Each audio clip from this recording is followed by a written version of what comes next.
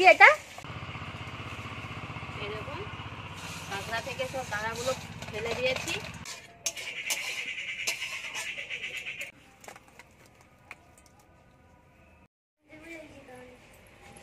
দেখ কি নিয়ে আসছি। খাবার দেখাবো নি। দেখ রে, এই দেখ কাঁকড়া।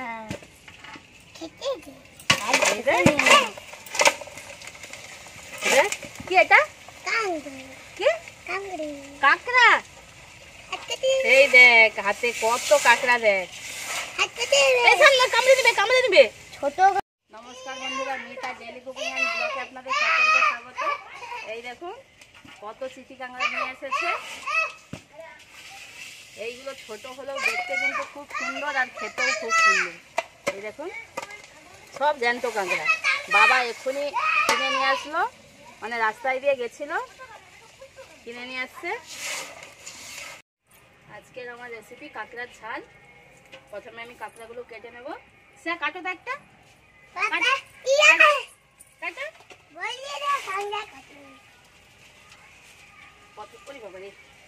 প্রথমে আমি দাঁড়াগুলো এরকম ভেঙে নেবো। পারবি না পারবি না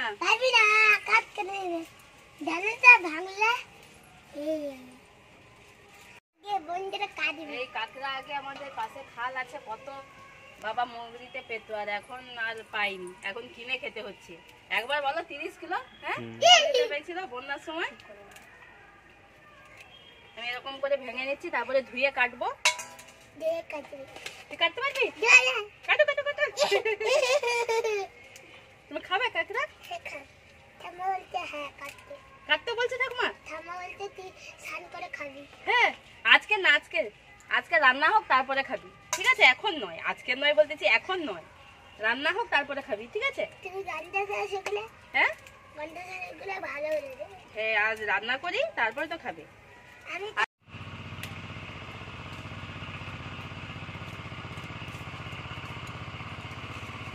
এরকম কাঁকড়া থেকে সব দানাগুলো ফেলে দিয়েছি, এবার ধুয়ে নিয়ে আসবো, ধুয়ে কেটে নেবো। এরপর কিছুটা নিয়ে নিয়েছি, ধুয়ে নিয়ে আসবো, এবার কেটে নেবো। এই দেখুন ধুয়ে নিয়ে চলে এসেছি।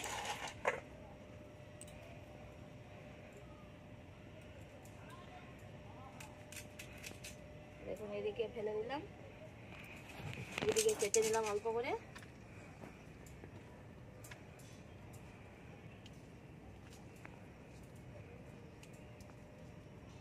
ঘি ভর্তি।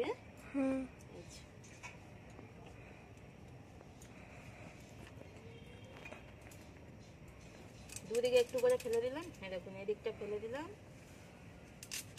এদিকটা কেটে নিলাম। এবার এই দিক থেকে ছাড়িয়ে নিলাম।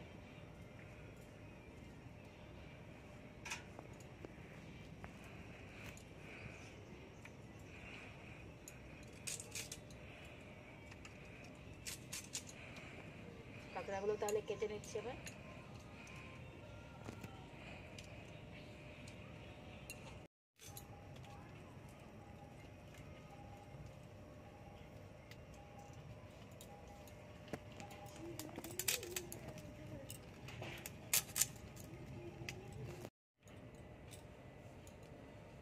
এই দেখুন কাঁকড়াটা পুরো কাটা হয়ে গেছে। এই যে এটা ছোট বলে আমি ভাগ করে রেখে দিয়েছি, একসাথেই দেবো। আর এটা বড়, বড়গুলো আলাদা করে রেখেছি। এই দেখুন ঘি ভর্তি। উনুনটা জ্বালিয়ে নিয়েছি, আর এখানে দেখুন কাঁকড়া তো কেটে নিয়েছি, তার সাথে এই যে আলু কুচি করে নিয়েছি, পেঁয়াজ কুচোনো, আদা রসুন এগুলো বাটবো, আর এখানে আছে জিরে ধনে, এগুলো সব বেটে নেব। আলুটা ভাজি, এগুলো তুই বেটে দিবি। আমি এদিকে রান্না করতে করতে। কড়াই গরম হয়ে গেছে, এবার দিয়ে দেবো তেল। পাতার জাল ভালোই জ্বলতেছে গো। আমি আলুটা ভেজে নেব। আমার ছেলে কাঁকড়া আলু দিয়ে খেতে ভালোবাসে, ওই জন্য আলু দিয়ে করবো ঝাল।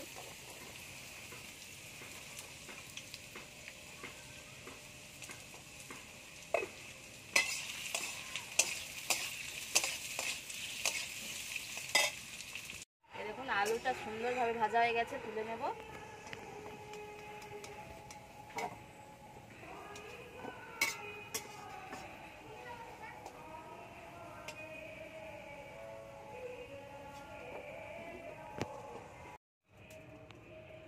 এবার কুচনো পেঁয়াজ দিয়ে দেবো, রসুন বাটা,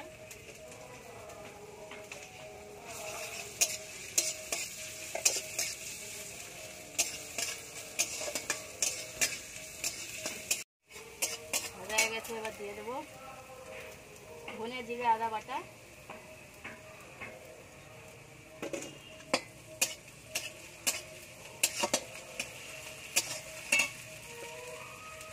হলুদ গুঁড়ো,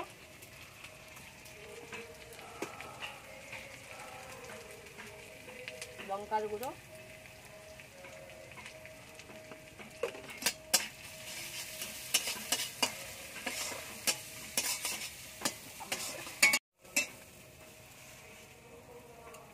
এবার আমি কাঁকড়াটা দিয়ে দেবো।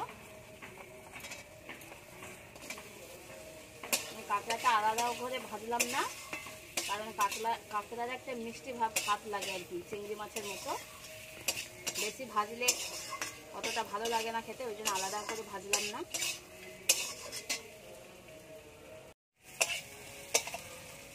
এবার আলুটা দিয়ে দেবো,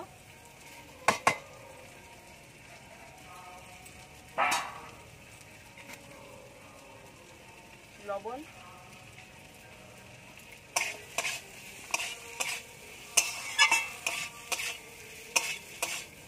ভালো করে কষিয়ে নিতে হবে।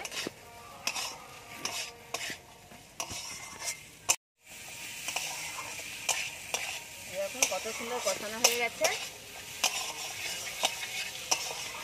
এতেই আমার কাঁকড়াটা ভাজা হয়ে গেছে। এরকম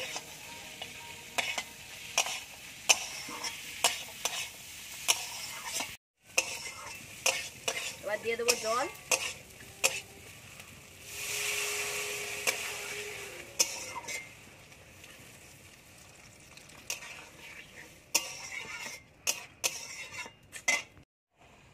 এবার চাপা দিয়ে দেবো।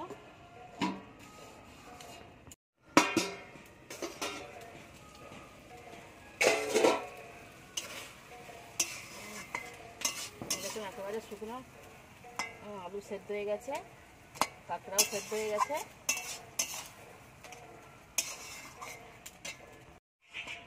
এবার গরম মশলা দিয়ে দেবো,